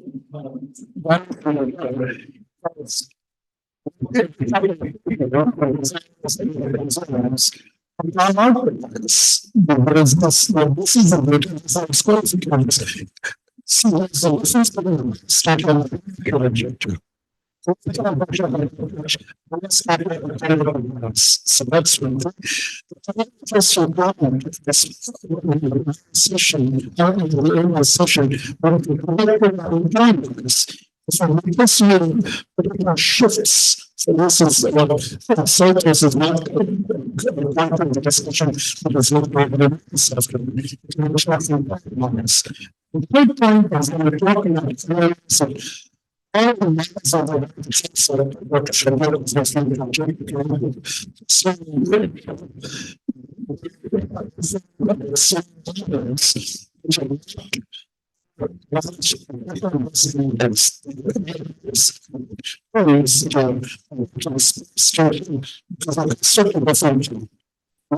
so you have to look at what you said that it's a software development, not just the most so I just want to add an example to that. So First of all, like both the ethics questions, I'm really glad that you're thinking that way because that's like a responsible way of bringing technology to children. An example of what they just said is our storybook application and story co-creation. Like the models that we use around it are heavily guarded. Like they're trained on children's storybook. They are tested for a long time before bringing it in front of children, and they're worked upon with the teachers of the students that we're working with, because oftentimes what is appropriate for one cultural context might not translate well to another. So that's an example of like guardrailing something for children before bringing it to them. There was a creativity question, again, like a great question, like what does it mean? Like would children be bored, or at the end of the day, it is a machine? And I think that is very accurate. I don't think the goal here is to replace co-creators, like other co-creators at all. Like we've done experiments where we've seen how you can actually leverage AI to even help people collaborate with each other. And this isn't new to AI. Like this has been done with the internet source. Like the internet helps us collaborate with other humans. So at the end of the day, like the goal is to increase human collaboration, increase human creativity, and the human connection in there doesn't go away; it only enhances. And what was the last question? Yeah. Core design, scaling core design. Yeah, so oftentimes like we have this core design methodology in place, but some other party coming in can also drive that core design methodology. So one thing that we did was summer research mentoring program with the American Museum of Natural History, where students were applying artificial intelligence concepts that they learned to scientific research. And there we learned that scientific researchers within the museum took up these AI concepts and then further taught it to their students in a science concept. Also within co-design in itself is not very scalable. That is very true. But within co-design, people have started doing this pyramid co-design, where now that you've trained, let's say 10 teachers, worked with them to develop curriculum, those 10 teachers can now also train 10 teachers within the school district that they work with. So that pyramid co-design approach is also a scalable one.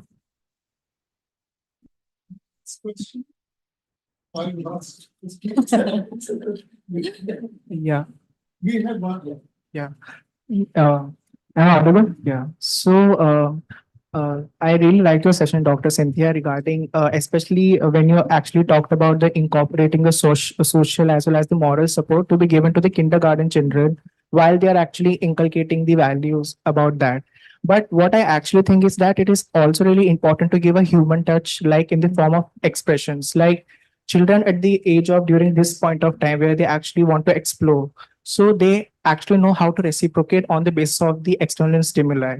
So the human expressions, which are highly complex in the form of gestures, which actually plays an important role during the teaching sessions. Like if we go in the case of physical contact, the way the teacher actually speaks, the way the teacher actually enunciates through lip sync, and that eye contact between a teacher and a student, that actually plays a very important role. So can you really deal with the fact like how that human touch can actually be incorporated in the case of AI technology? Yeah, so I mean that's a lot of the problem of the research program. So we develop very advanced AI technologies to interpret and respond to the actual human communication. So yes, eye contact, expressions, all of that. I think what's important is that there's an assumption that if it's not human, it's not effective. And I can tell you from all of our research, that's just not true. So we're not trying to replace human teachers or human friends. They are always of importance in how children interact with each other. They're not trying to replace it in any way. But a lot of what our work has also shown is it doesn't have to be a human like other in order to also be effective. And in fact, as I was mentioning in the talk, this non-model that almost comes across more like a really smart pet, or was a kind of Disney sidekick. I think we watch Disney movies, you kind of understand this culture like empathy, that communicates with language and is expressive and is not embodied like us in any way.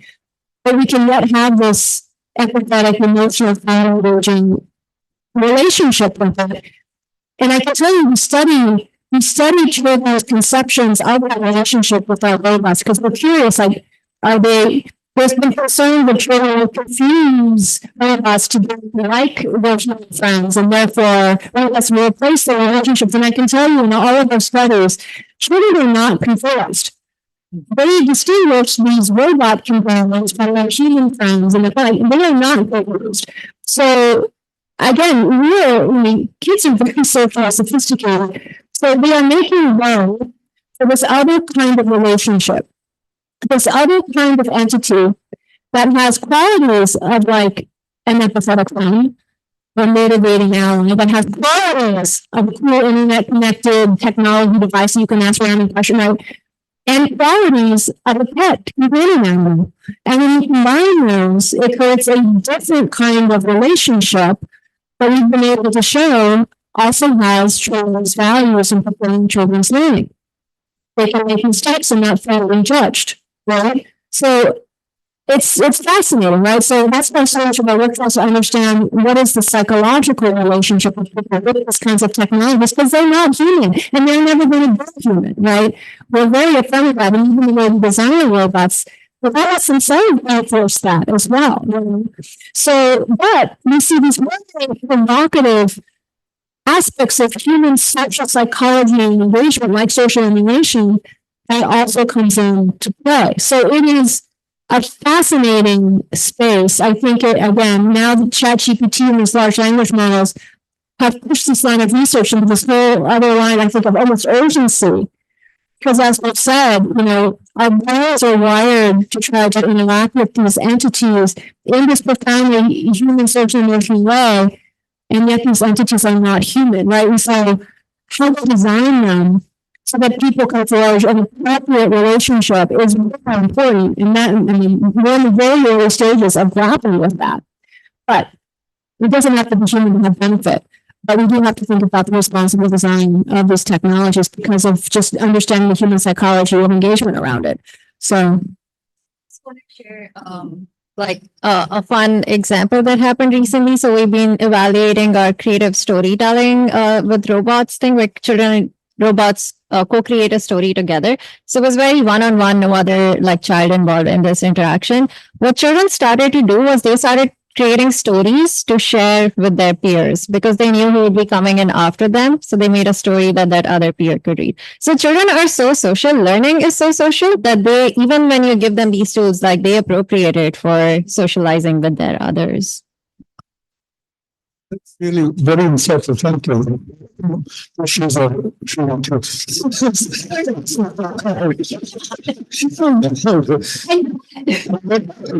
So here's a punchline. We are profoundly social emotional beings, right? It's important how we learn and how we engage. And so you want to create technologies that support how we learn and engage, which means you have to consider the social and emotional quality. But you need to be careful in how you do it. If you do it right, it can be very powerful. So it's just so what do we need to engage and learn? Social emotional is really important. To stop, can just allow a Delta student from the school to ask the last question. Absolutely. Who is sir मेरा question ये है कि आप कह रहे हो AI for everyone, सो हम इसे इंडिया के एजुकेशनल सिस्टम से कनेक्ट क्यों नहीं कर रहे? क्योंकि इंडिया में हमें कोई नहीं सिखा रहे AI के बारे में. हमें ये सिखाया जा रहा है कि AI से क्या सब फायदा होता है, पर हम AI के बारे में आप लोग हमें क्यों नहीं सिखा रहे हो? AI का उपयोग कैसे कर सकते हैं? Why aren't we being taught about AI, how to use AI? Yes. We're just being told about the benefits of AI. Yeah. So would you like to, his name is Akil, and he's from one of the schools where we are working on project-based learning with technology, the Delta 21. So yes. Can you please answer his? Yeah, so we showed such tremendous creativity and problem solving and initiative out there. I can tell you here because we want to do exactly what you're asking for. I want to work with you and help all these amazing people in this room understand the importance of this to bring AI and AI tools and AI and some creative problem solving in a bigger way to students like you. So thank you. Aqeel, आपका project बाहर इतना अच्छा था, आपके project ने हमें इतना motivation दिया कि हम स्टूडेंट्स के साथ और यहाँ के टीचर्स के साथ कैसे वर्क करें कि जो हमने अभी बात की और जितना मटेरियल हमने बताया कि एआई कैसे हेल्पफुल है, हम उसके बारे में कैसे टीचिंग मटेरियल और लेसन्स और टूल्स बनाएं जो हम आपके क्लासरूम में यूज कर सकते हैं. Absolutely. In fact, I think it's so sad. That's one. Discuss it more with String is always, I went after I listened to Cynthia in some credits. Because it's a technical question. But there is, and the sense of, is there a takeaway statement over here? And what I want to do as a takeaway statement is, the technology's development efforts as a base and our education development efforts as a technology strong towards responsibly building things. So and this is the thing, one of the ways now that we talk about education.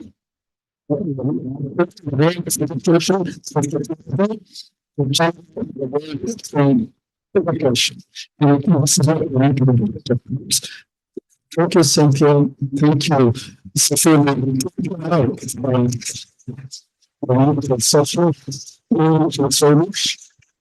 Thank you so much, everyone, MIT delegates and everyone here. I'll invite Durga to say a little bit of vote of thanks and close the ceremony. I think a few concepts that came, which are very important for TILS also, are equity and digital agency, which has come in our roundtable and also in the talk. And those are the concepts that CET TILS would like to engage further and also look at bridging the divide that has also come up as an issue and which will continue a sustainable issue. And that is something we would like to invest more time and research going forward. So thank you so much.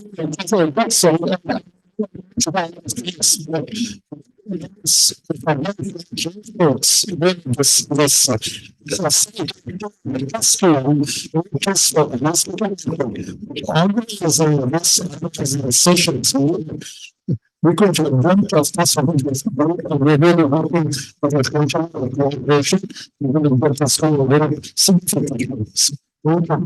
Thank you. Yeah. Thank you, Professor Cynthia and Safina, for this amazing and insightful talk. Thanks to all the participants of the audience who came here, all the guests, and a big thanks to our Tenta team for being there since the morning, and of course the CET team. So we end the session here. Have a great evening. Thank you.